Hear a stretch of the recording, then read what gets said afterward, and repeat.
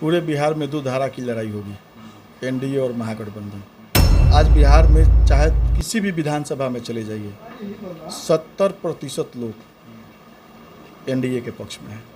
उसमें से बीजेपी के उम्मीदवार मतलब संभावित उम्मीदवार थे राणा प्रताप सिंह, उन्होंने निर्दलीय लड़ने का फैसला लिया है। आज उन्होंने भी नॉमिनेशन किया है, तो ऐसा क्या हुआ आप लोगों के बीच कि उन्होंने निर्दलीय लड़ना स्वीकार कर लिया एनडीए को मतलब दरकिनार करके?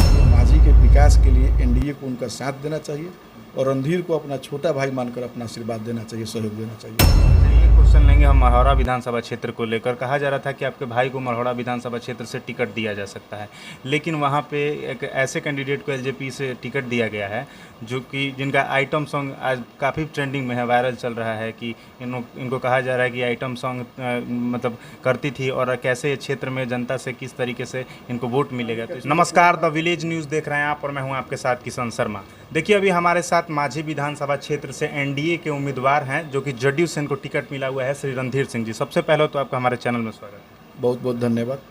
मांझी विधानसभा क्षेत्र से आज आपने नॉमिनेशन किया है, मांझी के जनता को क्या संदेश देंगे? देखिए, सबसे पहले तो अपने दल के एनडीए के सभी नेता लोगों को हम धन्यवाद देते हैं और आभार व्यक्त करते हैं। मेरे ऊपर विश्वास करके एनडीए के सभी नेता आदरणीय श्री नीतीश कुमार जी, मेरे अभिभावक श्री ललन सिंह जी, संजय झा जी, अशोक चौधरी जी, विजय चौधरी जी, नरेंद्र मोदी जी, उपेंद्र कुशवाहा जी, चिराग पासवान जी, जीतन राम मांझी जी मेरे ऊपर विश्वास किए और मुझे एनडीए समर्थित जेडीयू का प्रत्याशी बनाकर मांझी विधानसभा से चुनाव लड़ने का मौका दिए। इसके लिए दिल से उन लोगों का आभार और धन्यवाद। अच्छा, आज आपने नॉमिनेशन किया है, कल से आप चुनावी मैदान में उतर जाएंगे, अपना क्षेत्र में प्रचार प्रसार में लगेंगे, तो क्या लगता है आपको, आपकी असली लड़ाई किससे है? महागठबंधन से है या फिर जनसुराज से है या फिर जो निर्दलीय प्रत्याशी हैं उनसे है?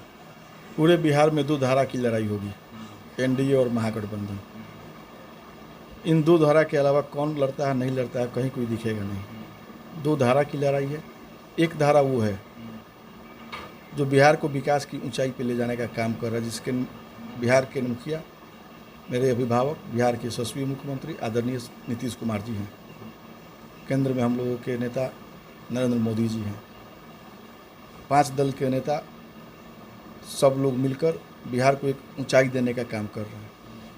आज बिहार में चाहे किसी भी विधानसभा में चले जाइए, 70% लोग एनडीए के पक्ष में हैं। बिहार के हर विधानसभा में जाइएगा, 70 और 30 का लड़ाई होगा। निर्दलीय कौन लड़ रहा नहीं लड़ रहा उससे कोई फर्क नहीं पड़ना है। लड़ाई दो धारा का हुआ। लेकिन आप ही के पार्टी के जो आप ही मतलब जो आपका गठबंधन है एनडीए गठबंधन, उसमें से बीजेपी के उम्मीदवार मतलब संभावित उम्मीदवार थे राणा प्रताप सिंह, उन्होंने निर्दलीय लड़ने का फैसला लिया है। आज उन्होंने भी नॉमिनेशन किया है, तो ऐसा क्या हुआ आप लोगों के बीच कि उन्होंने निर्दलीय लड़ना स्वीकार कर लिया एनडीए को मतलब दरकिनार करके? एनडीए 5 दल के गठबंधन का पार्टी है और पांचों दल से लगभग हर दल के लोग उम्मीद किए हुए थे कि हमें टिकट मिले। और बीजेपी में सिर्फ एक वही नहीं थे, उनके अलावे भी 4-5 लोग थे जो प्रयास कर रहे थे कि मांझी से उनको लड़ाया जाए। निर्णय नेता को लेना था। पूरे बिहार में बीजेपी नहीं लड़ सकती, पूरे बिहार में जेडीयू नहीं लड़ सकती। जब 5 दल का है, आपस में दल का सीट शेयरिंग हुआ, जो जिस दल के हिस्सा में गया उस दल का वहाँ प्रत्याशी बना।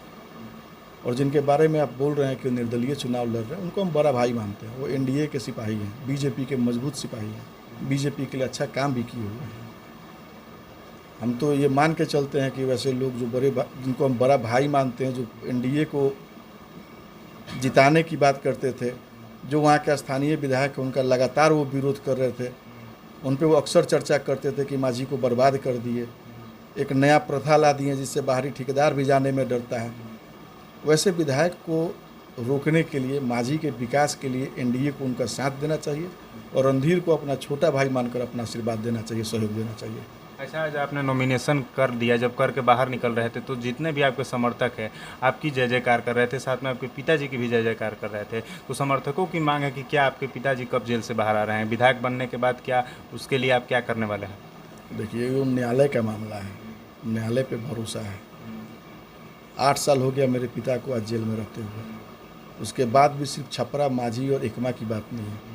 आरा में भी आप सुने होंगे, सिवान दरौदा में भी हुआ था, रघुनाथपुर में भी हुआ था, अमनौर में भी हुआ था। हर प्रखंड में, हर जिला में लोग आवाज़ उठा रहे हैं कि प्रभुनाथ सिंह को रिहा करो। जो लोग उनको अपना मानते हैं, अपना आदर्श मानते हैं, अपना भाई मानते हैं, मित्र मानते हैं, अभिभावक मानते हैं, उन लोगों के मन में उनके प्रति ऐसा भावना है कि वो सड़क पे हैं तो सड़क पे आवाज़ उठाते हैं कि मेरे नेता को जेल से बाहर निकाला जाए, उनको हम लोगों के बीच में रखा जाए। ये उनका मेरे पिता के प्रति ये प्रेम है। न्यायालय के ऊपर हम कोई टिप्पा टिप्पणी नहीं कर सकते हैं। न्यायालय पे विश्वास है और उम्मीद है कि आने वाले समय में न्यायालय हम लोगों के पक्ष में हमारे पिता को जेल से रिहा करने का काम करेगा। अच्छा, ये क्वेश्चन लेंगे हम मढ़ौरा विधानसभा क्षेत्र को लेकर। कहा जा रहा था कि आपके भाई को मढ़ौरा विधानसभा क्षेत्र से टिकट दिया जा सकता है, लेकिन वहाँ पे एक ऐसे कैंडिडेट को एलजेपी से टिकट दिया गया है जो कि जिनका आइटम सॉन्ग आज काफ़ी ट्रेंडिंग में है, वायरल चल रहा है कि इनको कहा जा रहा है कि आइटम सॉन्ग मतलब करती थी और कैसे क्षेत्र में जनता से किस तरीके से इनको वोट मिलेगा, तो इस पर क्या कहना चाहिएगा? सीमा सिंह नाम है उनका, भोजपुरी के एक्टर रह चुके हैं। देखिए, आज के डेट में बहुत सारे अभिनेता और अभिनेत्री भी राजनीति में आ रहे हैं। उन लोग के मन में भी ये सोच है कि समाज के हित में हम कुछ काम करें। छपरा से ही महागठबंधन के प्रत्याशी खेसारी जी हुए हैं, वहाँ से सीमा जी हुई हैं एलजेपीआर से, जिनके मन में है समाज के हित में कुछ करने का। वो राजनीति में अपना किस्मत आजमा रहे हैं लोग। समाज उनको मौका देगी तो क्षेत्र का वो विकास करेंगे। चलिए, समय देने के लिए आपका बहुत बहुत धन्यवाद। तो ये श्री रणधीर सिंह जी थे जो कि एनडीए समर्थित प्रत्याशी हैं माझी विधानसभा क्षेत्र से। आप इनके बारे में क्या सोचते हैं, कमेंट बॉक्स में अपनी राय जरूर दीजिएगा। बहुत बहुत धन्यवाद। आप द विलेज न्यूज़ देख रहे थे और मैं हूं आपके साथ किशन शर्मा।